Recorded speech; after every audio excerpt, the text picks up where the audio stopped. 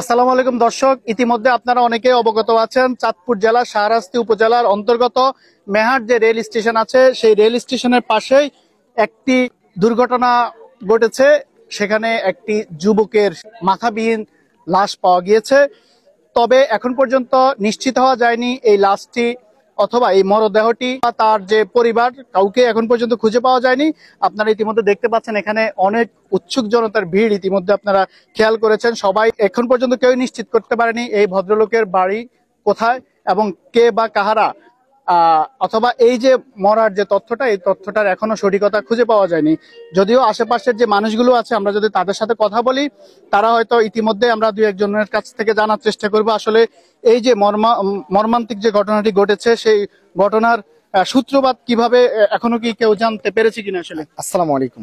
আমিও আমি ছিলাম কালীবাড়িতে, হঠাৎ শোনার পরে এখানে আসলাম। আসার পরে যেটা দেখতে পেলাম, তার শরীর থেকে মাথাটা একবারে বিচ্ছিন্ন হয়ে গিয়েছে। তো তার চেহারাটাই বোঝা যাচ্ছে না, আপনার যে তার চেহারাটা চলে গেছে। এখন তার এটা কি অ্যাক্সিডেন্ট নাকি আত্মহত্যা, একটু সময় নিতে হবে। আমরা এই মাত্র দেখেছি প্রশাসনের লোকজন এসেছে, ওনারা তদন্তের পরে আসলে সঠিক তথ্যটা বের হবে আসলে কিভাবে অ্যাক্সিডেন্টটা হয়েছে। আর এই ট্রেনটা এসেছে সাগরিকা চট্টগ্রাম থেকে চাঁদপুর গিয়েছে 9টার পরেই অনেকে তার লাশটা দেখে চিৎকার দিয়েছে।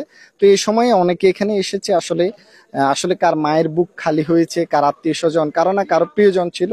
এই মানুষটা এখন হয়তোবা তারা জানে না। একটু সময় নিয়ে আর আপনারা যারা সাংবাদিক আছেন একটু চেষ্টা করবেন যেন তার পরিবারের কাছে তথ্যটা পৌঁছিয়ে দেওয়া যায়। দর্শক, যেমনটি শুনছিলাম স্থানীয় লোকদের কথা, এখানে ইতিমধ্যে প্রশাসনের কর্মকর্তারা উপস্থিত হয়েছেন এবং তারা লাশ শনাক্তের কাজে নিজেকে নিয়োজিত করেছেন।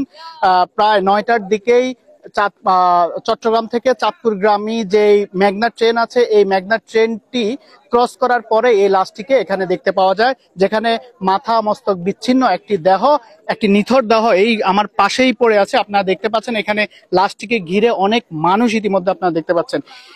তো যে জিনিসটা এখন পর্যন্ত নিশ্চিত হওয়া যায়নি, তার পরিবারের কোনো খোঁজ এখনো পাওয়া যায়নি।